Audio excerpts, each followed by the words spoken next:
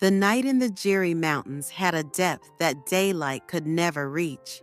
Fog crept up from the valleys, swallowing the ridgelines one by one, until even the peaks disappeared, as if the mountain itself had drawn a veil between the world of men and the world of spirits.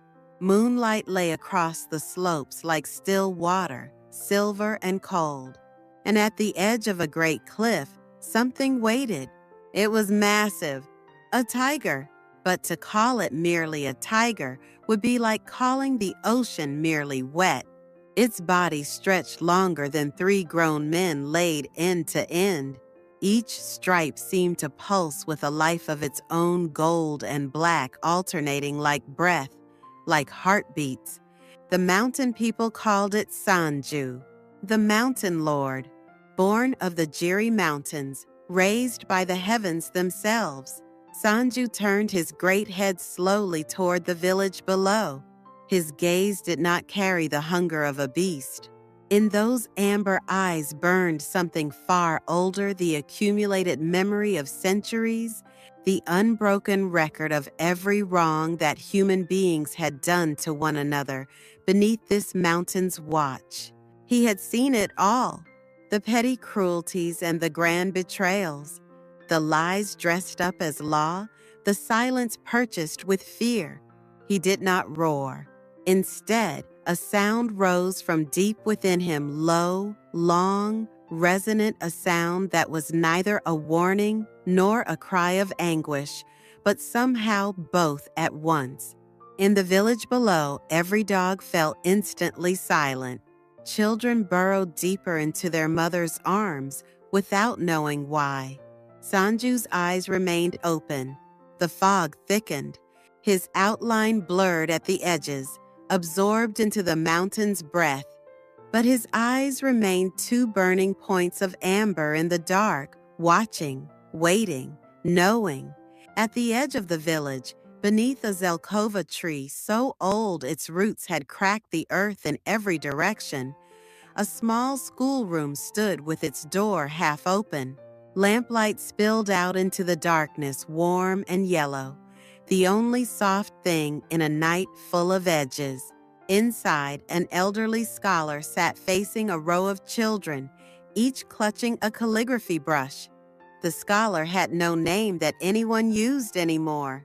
People simply called him Hunjang the teacher, and that was enough. His hands, after more than 50 years of holding a brush, had become the hands of his calling itself. Every knuckle was swollen and stiff. The ink would never fully wash from the creases of his fingertips. The children had heard the tiger's sound. Their small bodies were still taut with it, shoulders raised, eyes wide.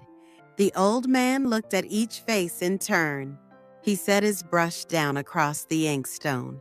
He placed both hands on his knees, and when he spoke, his voice had the unhurried weight of water finding its level. A tiger may attack a person out of hunger. That is a natural thing, the way of animals, the way of the wild. But there is something else in this world that devours people. It has no claws. It has no fangs. It wears a human face and walks among us and takes far more than any tiger ever could. One of the children looked up. "What is it, teacher?" The old man was quiet for a moment. Outside, the wind stirred the zelkova's branches.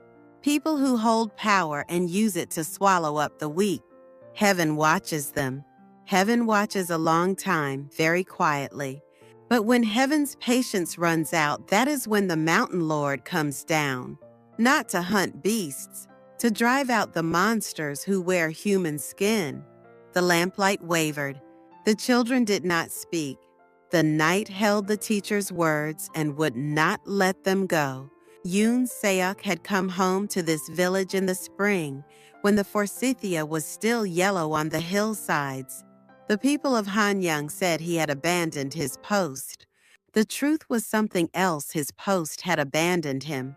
He had passed the state examination, the Gwajo, with the highest marks of his year, and entered the office of the Inspector General full of a young, man's certainty that truth, once written clearly, could not be ignored.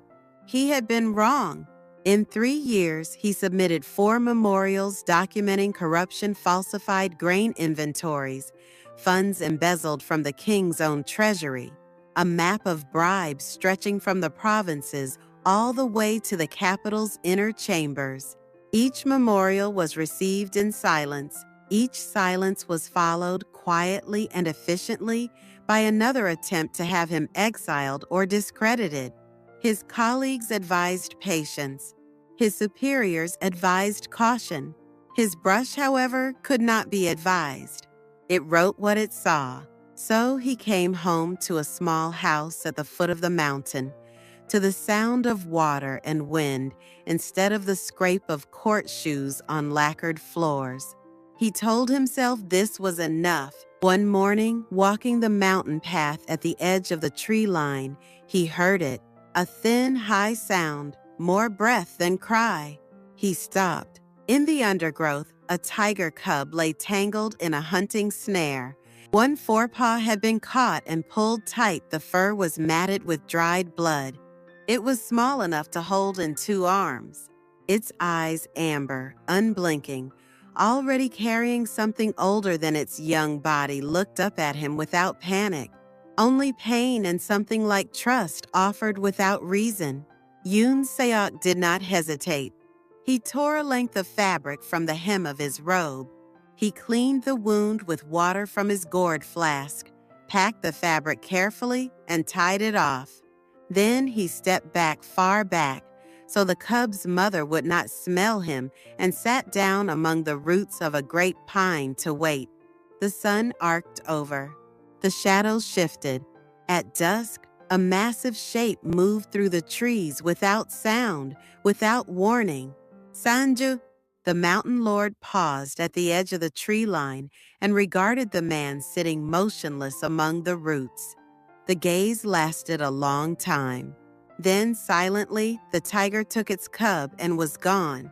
Yoon Seok remained. He looked at the empty space in the trees where they had been.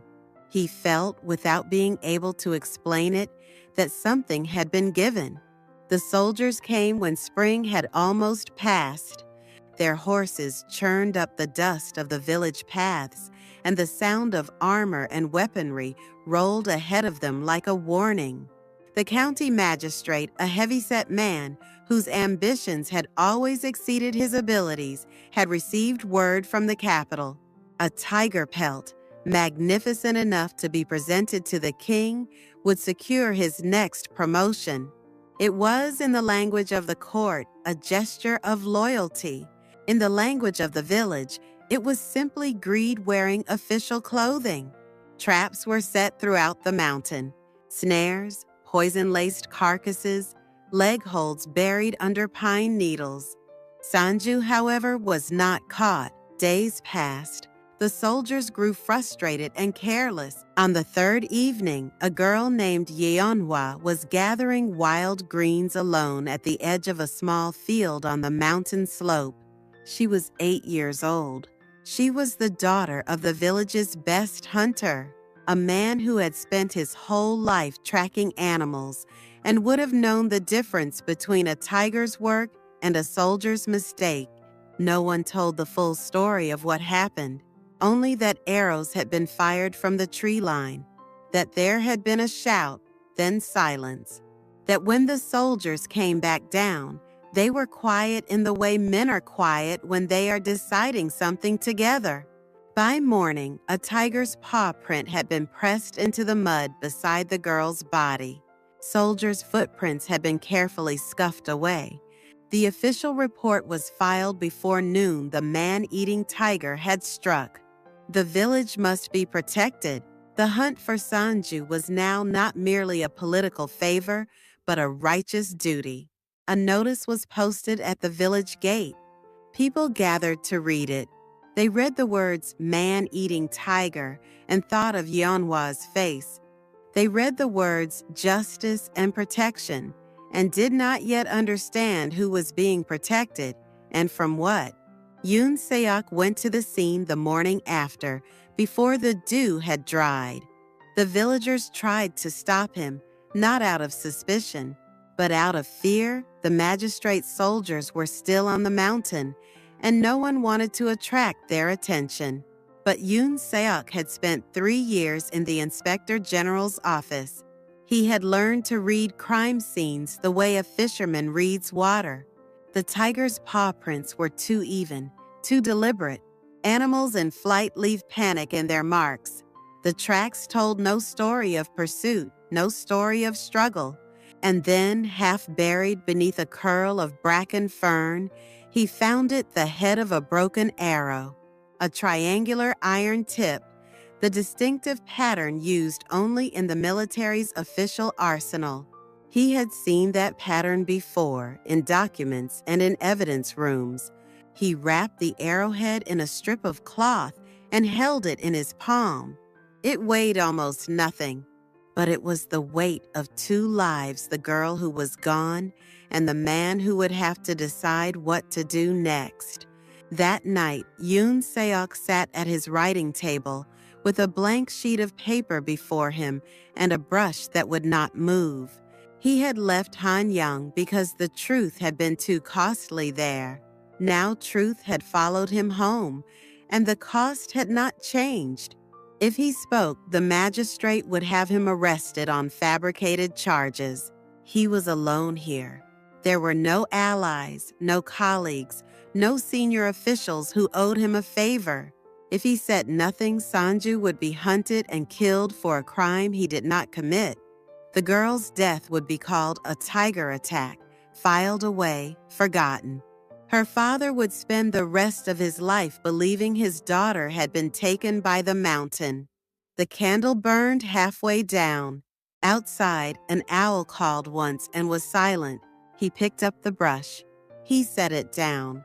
He picked it up again.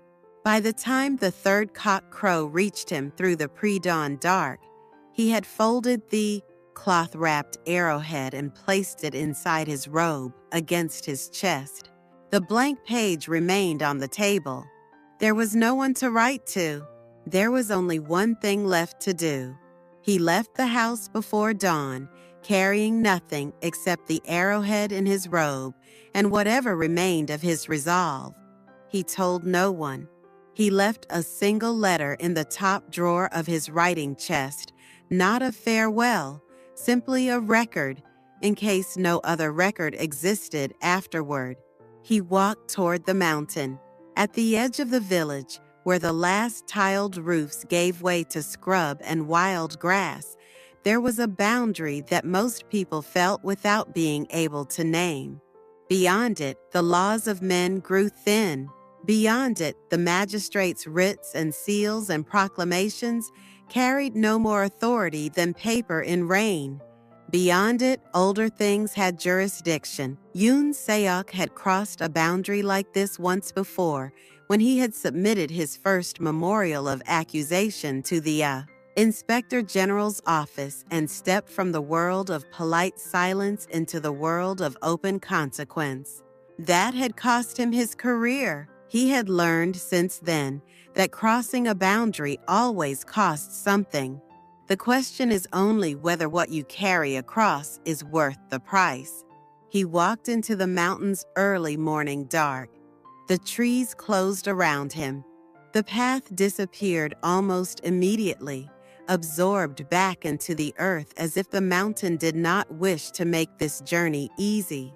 Roots reached across the ground. Mist moved at knee height like a living thing. Strange birds called in the dark from branches he could not see. His hand rose to his chest, checking, as it would do many times before this night was over, that the arrowhead was still there. Then, from somewhere behind him and above him, a sound. Not a threat, not an approach of aggression. Something lower and more sustained. More like the mountain breathing than a tiger announcing its presence. Yoon Seok did not turn around. He kept his pace steady. He and the mountain lord walked forward together, each in their own silence, toward the place where the truth was waiting. The stream found him before he found the stream. He heard at first the conversation of water over stone, unchanged and indifferent to human events, and followed the sound until the trees thinned and a flat boulder emerged from the mist beside the water's edge. Something was sitting on it. At first, he thought it was fog that had taken a shape. But fog does not turn its head. A girl, small, perhaps 8 years old, sitting on the boulder with her knees drawn up. Her feet did not touch the ground. Her feet would never touch the ground again. The mist moved through her the way it moved through nothing else. And Yoon Seok understood what he was seeing before he could stop himself from understanding it. He went down on his knees in the wet earth. Yeonhwa looked at him. Her expression was not that of a child who had suffered. It was the expression of someone who had been waiting a long time to say something that no one had been willing to hear. Her voice, when it came, was as thin as smoke present, and then almost not present, carried on the air like something that might dissolve if it were held too tightly. It was not the tiger. He had known this, but hearing it in her voice was different from knowing it alone. The smell, she continued, there was no tiger smell. There was gunpowder. There was horse. There was iron. Yoon Seok stayed on his knees for a long time. The stream went on talking its own language beside them.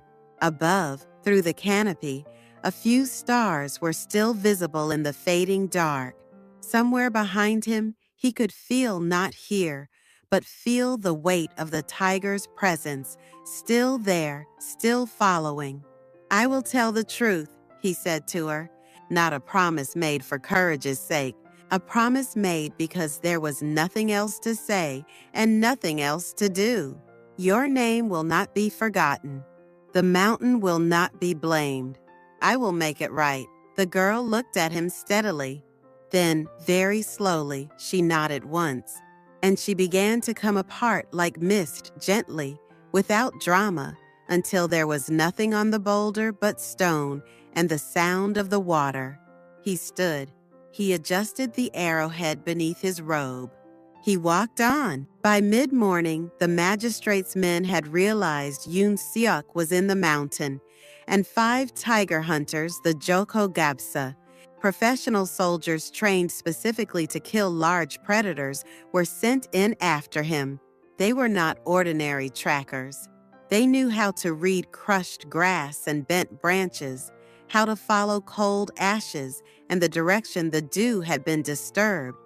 They moved through the mountain with the efficiency of men who had done this many times in many places. But they had never been in a mountain that did not want them there. Yoon Seok had grown up on stories of this terrain. He knew where the streams forked and where the fog settled thickest. He knew which narrow passages through the rock walls could be navigated by a man on foot, but not by a soldier on horseback. He moved through the water to break his scent trail. He walked across exposed stone faces where no boot print would remain. He used the wind, stepping into the current of air that ran down the eastern gully, carrying his presence away from where the hunters were looking. And Sanju did the rest. The mountain lord did not attack. He was cleverer than that, and his purposes were not murder. Instead, he let himself be almost seen, a shadow at the edge of vision, a shape that the eye caught and lost in the same moment, a sound that came from 3 directions simultaneously, low enough to rattle the bones. The soldiers' horses refused to advance. The soldiers themselves, hardened men who had faced real tigers, before found their feet unwilling to follow where their orders told them to go. By afternoon, 2 of the 5 had retreated back down the slope without shame, without apology, without a word to each other about what had made them turn. The other 3 pressed on, but Yoon Seok was already where he needed to be, moving upward, toward the old hunting shelter above the waterfall, toward the evidence that would unlock everything. The shelter was old, half collapsed, the kind of structure that had been abandoned so long it had started to become part of the mountain again. Moss grew along the ridgepole. A family of birds had colonized one corner under the eaves. It smelled of rot and pine and the accumulated years. Yoon Seok knew to look under the floor, not because he had been told, but because he had spent 3 years learning where power hides its evidence. Under the floorboards loose, he pulled one back. Beneath it, wrapped in oilskin and sealed with wax, a leather-bound ledger. He opened it in the slanted light coming through the broken boards. The entries were meticulous. The magistrate was a careful man when it came to covering his crimes. Years of illegal hunts, names of animals taken without royal warrant, sums collected from farmers as protection fees that never went toward any protection. Names of hunters who had died on those mountains, recorded only as numbers, and woven through it all, detailed enough to be incriminating the attempts on Sanju's life. The traps laid over multiple seasons, the arrows shot and the arrows that missed. Yoon Seok's hands were shaking. He was not sure whether with anger or with the sudden weight of holding proof. This was it. This ledger, together with the arrowhead, could stand in any court, could bring the magistrate down, could give Yeonhwa's death its right name. He pressed the ledger to his chest and turned toward the door. The door was already open. 5 soldiers stood outside in the afternoon light. Not the tiger hunters.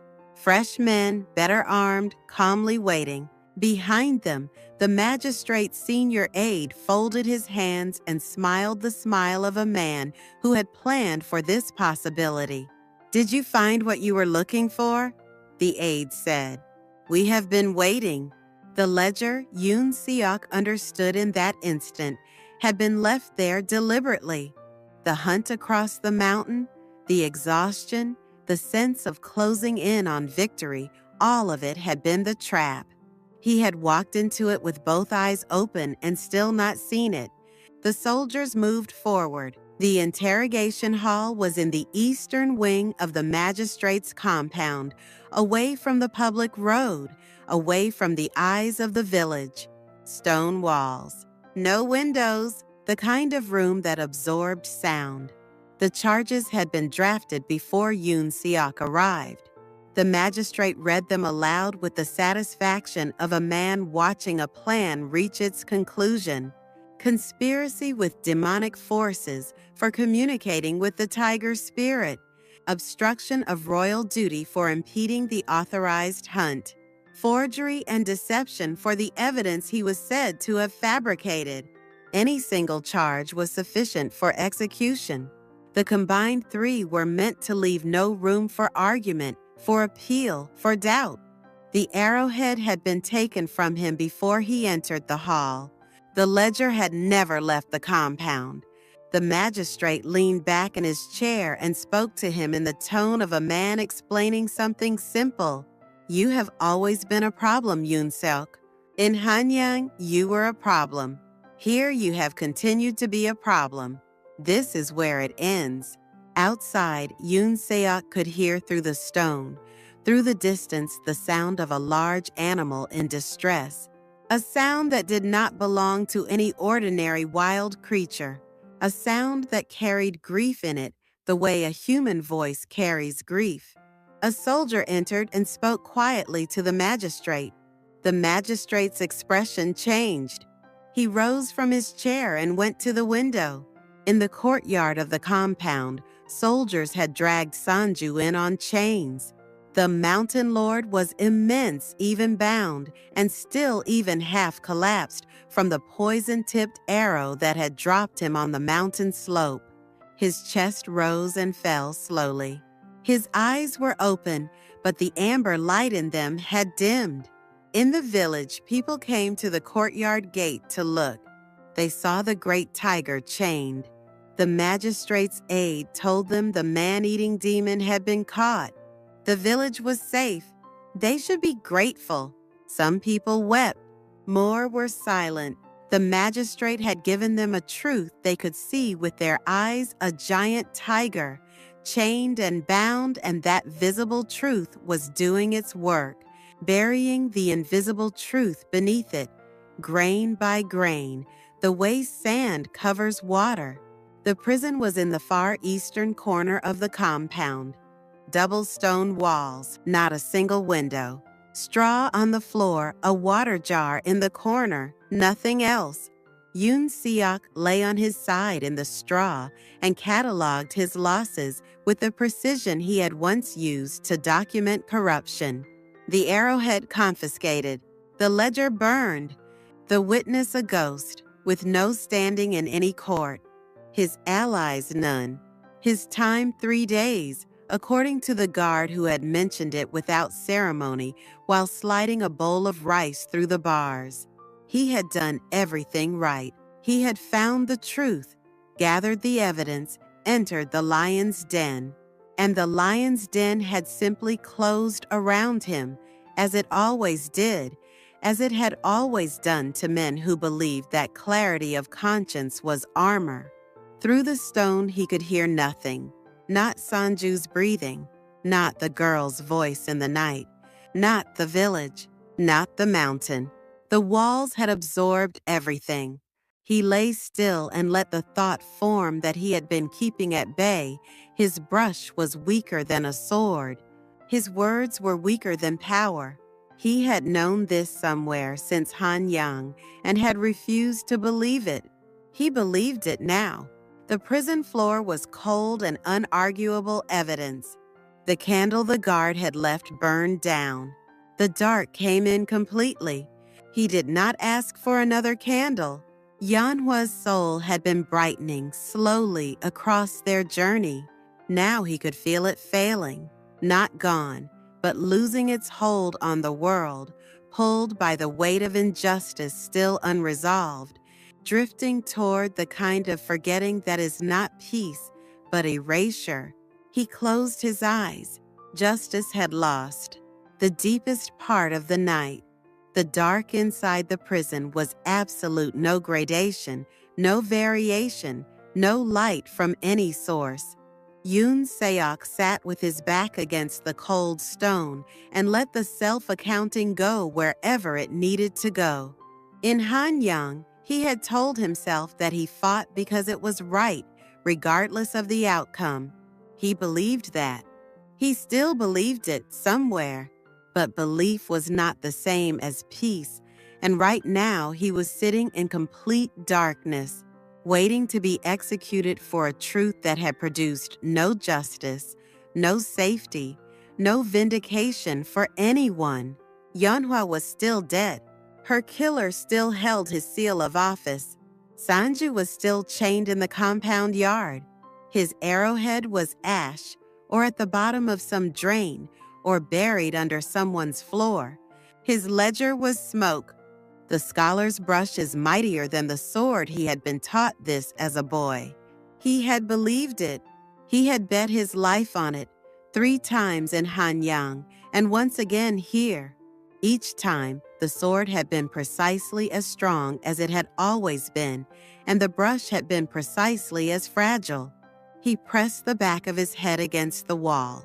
"What remains?" he asked the dark. "What is there still to do?"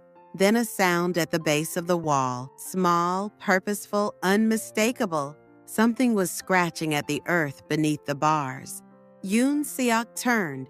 In the absolute dark, he could see nothing, but he could hear it, and he could feel through the floor the small vibrations of determined digging. And then a nose came through the gap beneath the bars.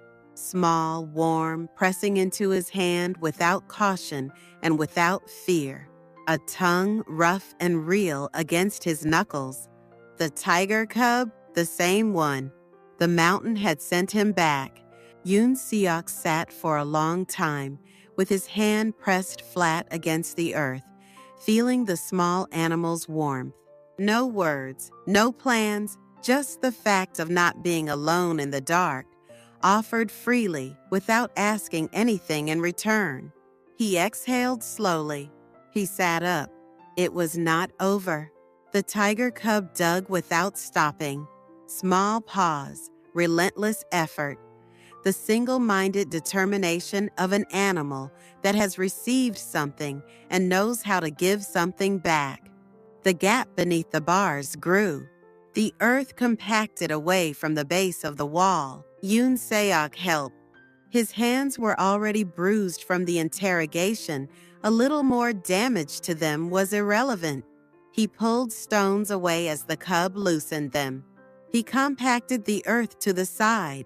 The scraping sound was quiet. He worked slowly, one breath at a time, listening for the guard's footsteps between each movement.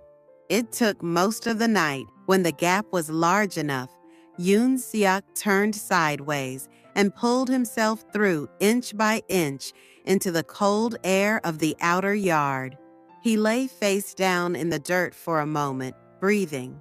Then he rose. The cub had already moved to the far end of the outer wall, near the ornamental garden where the magistrate's aide sometimes walked in the evenings. Yoon Seok followed. The cub slipped through a gap in the garden fence. Something moved in the shadows beyond, and the guard stationed near the gate turned his head sharply toward it, away from Yoon Seok. He crossed the yard. In the western compound, Sanju lay on his side in the dirt. The chains were heavy, 4 of them, each as thick as Yoon Seok's wrist, anchored to stone pillars. The mountain lord's eyes were open. His breathing was slow but present. The poison had not killed him. He was enduring. Yoon Seok knelt beside the tiger's head. He could not unlock the chains. He had no tools, no keys. He pressed his forehead to the cold stone of the pillar and stayed like that for a moment. "The village square," he said quietly. "I need you to walk to the village square." He could not have said whether the tiger understood him. He could only trust that it did.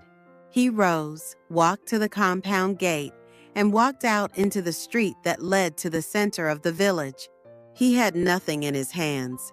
He had no evidence. He had only his voice and the morning light beginning at the edges of the sky and whatever time remained before the world came awake.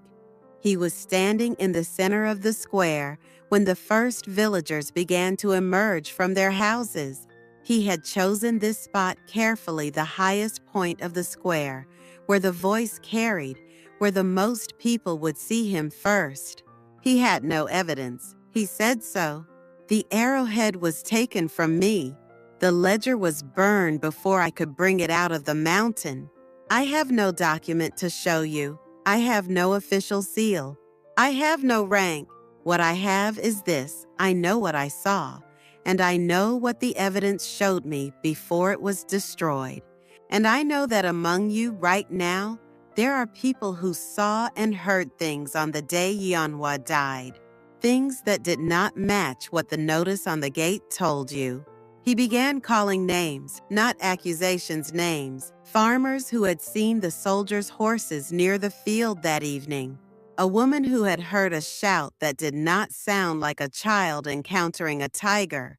A man who had noticed the unusual condition of the body when it was first found. He called each person by name, cited what they had seen, and looked them in the eyes without flinching. The magistrate soldiers arrived at the square's edge. The magistrate himself appeared a moment later, red-faced, already giving orders. Then the compound wall fell.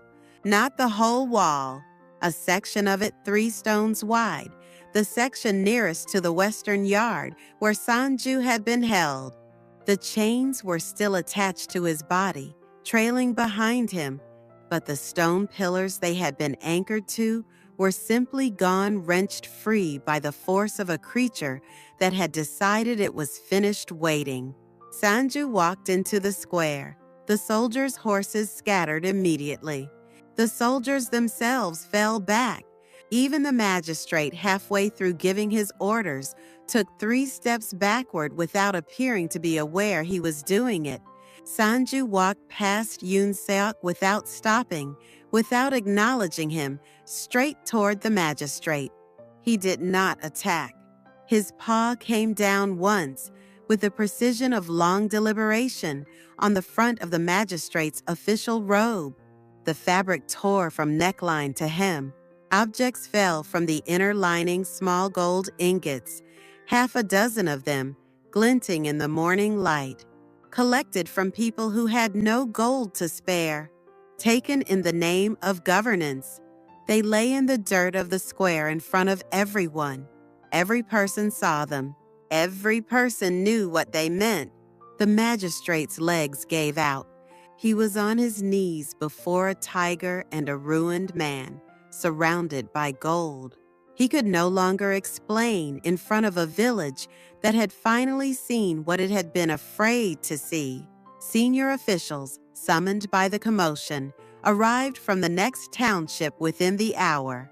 When all of it was done, when the magistrate had been bound and taken, when the guards had stood down, when the crowd's noise had settled into something quieter, Sanju turned. He looked at Yoon Seok, and in the corners of his great mouth something moved, a tightening, an almost imperceptible shift that lasted only a moment and was gone. It was not a smile, and it was unmistakably a smile. The morning had come in full. Summer passed.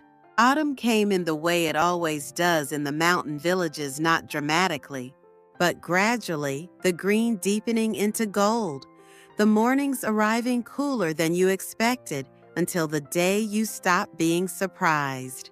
The small schoolroom under the Zelkova tree was open again. Children sat in 2 rows, each with a brush, each with a sheet of practice paper. At the front, where the old scholar had sat for decades, Yoon Seok sat, the teacher's chair.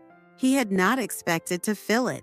He had expected, honestly, to move on to find some other place, some other useful thing to do with the rest of whatever he had.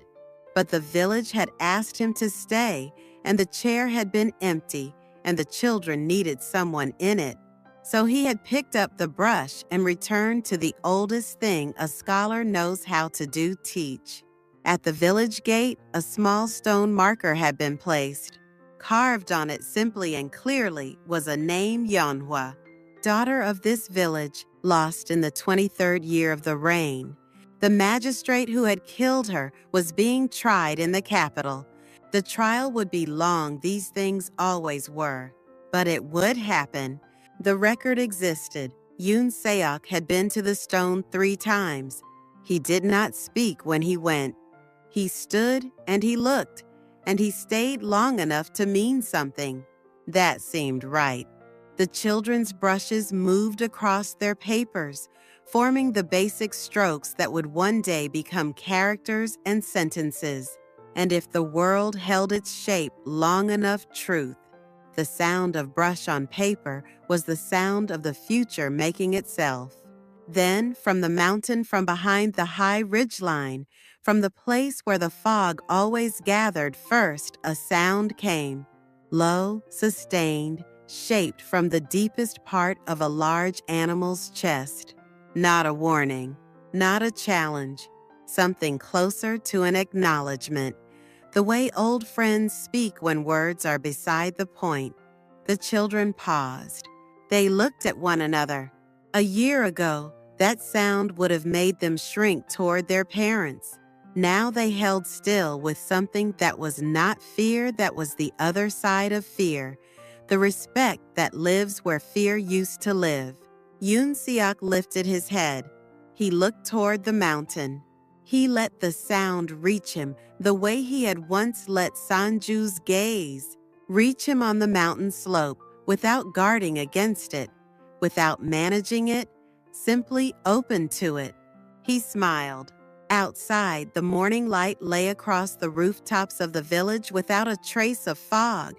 The mountain stood clear and whole above it all, watching over a village that had found its way back to itself through one man's refusal to be quiet, and one tiger's refusal to be less than what it was.